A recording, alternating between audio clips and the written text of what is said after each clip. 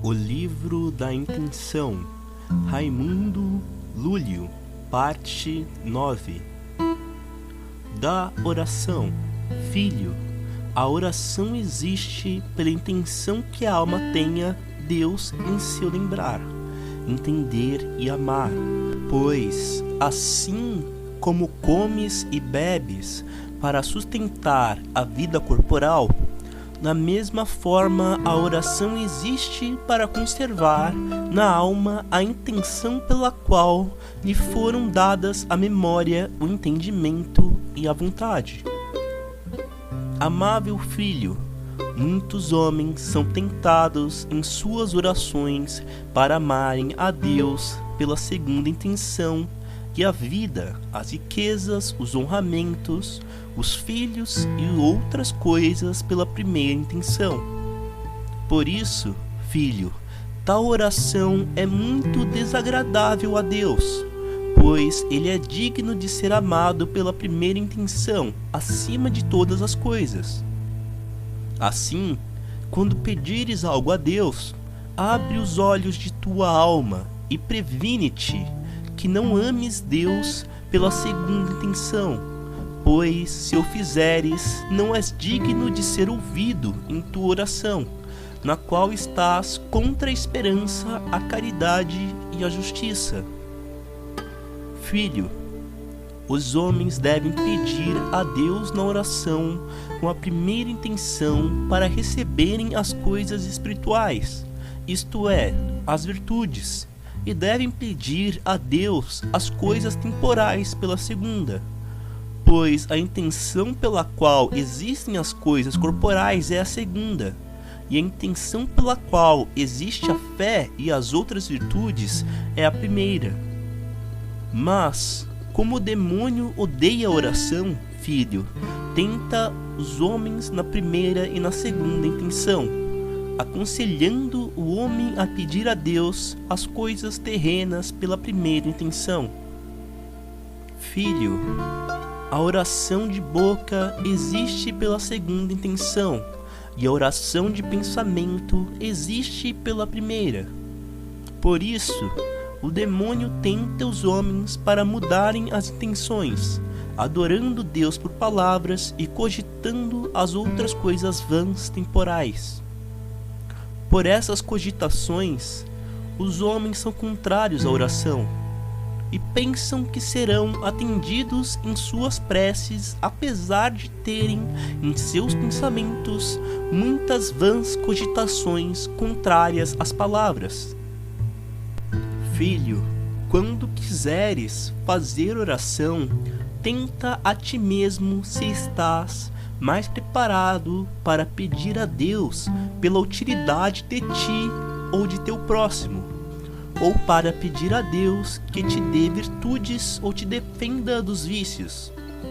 Tenta tua vontade em qual virtude estás mais preparado para contemplares e qual vício te é mais odioso. Tenta na oração o lugar e o tempo mais conveniente, e vê se algum vício te oferece algum obstáculo. Por fim, ordena a primeira intenção as coisas mais nobres nesta tentação, e as coisas menos nobres para a segunda.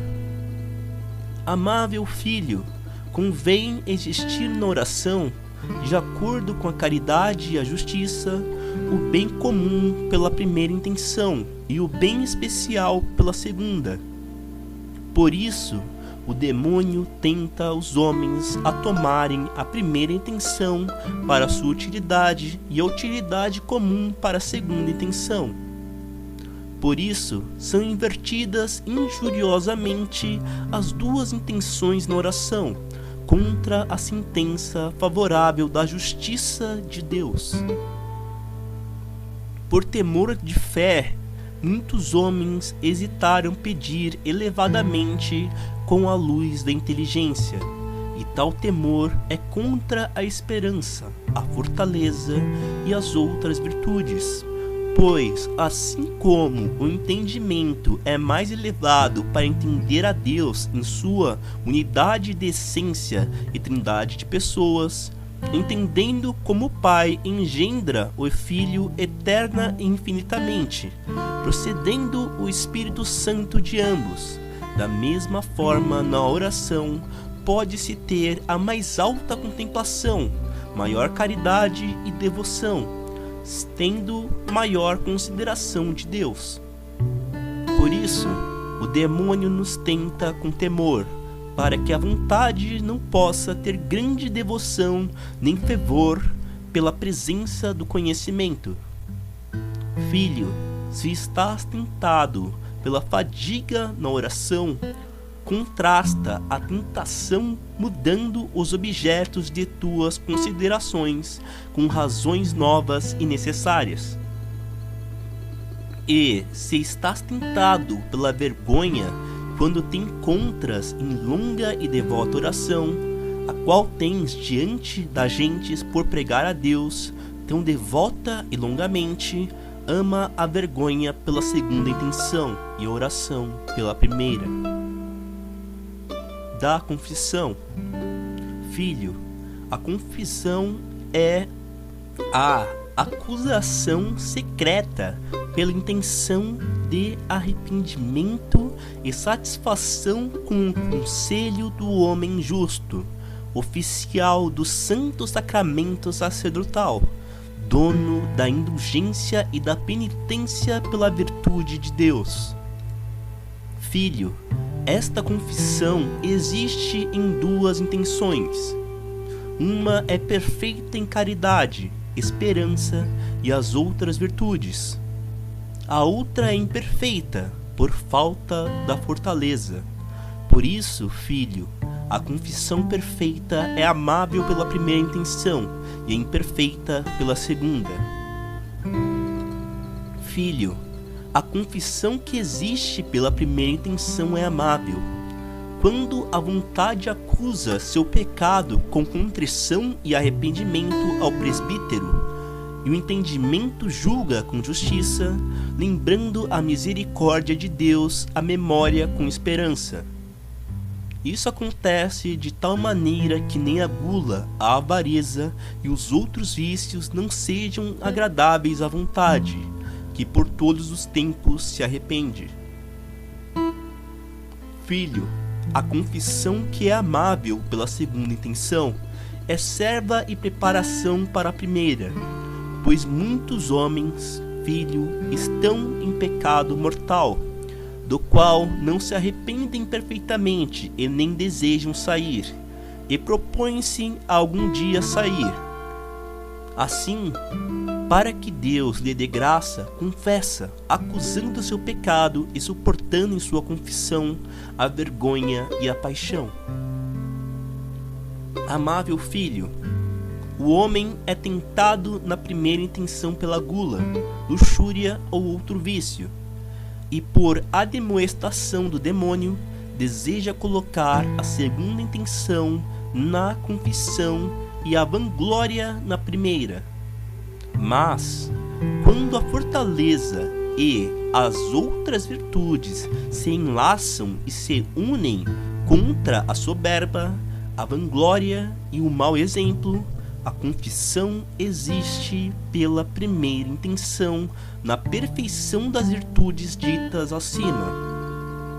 Filho, o demônio tenta os homens na contrição e na satisfação que existem pela segunda intenção, pois, de acordo com a justiça, aquela confissão que o homem não propõe a obediência da caridade e da fortaleza contra a avareza, a luxúria ou outro pecado é imperfeita. Por isso, filho, muitos são os homens que não recebem a penitência, são enganados e vencidos por uma grande e excessiva consciência, mas com pouca fortaleza, e têm a louca esperança que a verdadeira confissão venha, a qual esperança é multiplicada na confissão que existe pela segunda intenção. Amável filho, O homem pecador faz grande injúria à contrição, à fortaleza, à caridade e à justiça, quando se confessa com intenção de não sair do pecado. E o homem que não se confessa porque não tem a verdadeira confissão, faz grande injúria à fé, à esperança e à prudência. Assim, já que a confissão é filha da justiça contra a injúria, aconselho-te, filho, que te confesses verdadeiramente pela primeira intenção.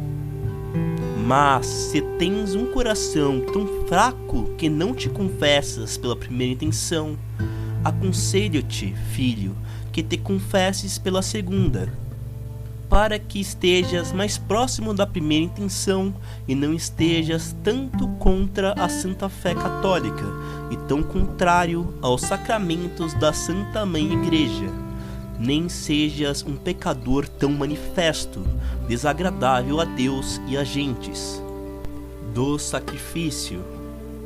Filho, o sacrifício existe pela intenção que o tempo, o lugar, a quantidade e o movimento sejam vencidos no corpo sagrado de Jesus Cristo por Deus, para significar a divina obra infinita e eterna que Deus tem em si mesmo, sem tempo, lugar e movimento. Amável Filho, Deus Pai engendra Deus Filho, e de Deus Pai e Deus Filho procede Deus Espírito Santo. E todos os três são um Deus que é imutável, sem lugar, quantidade e tempo, pois na essência eterna e infinita, e na obra que existe eternamente e infinitamente, por toda a essência, não pode existir tempo, quantidade, lugar, nem movimento.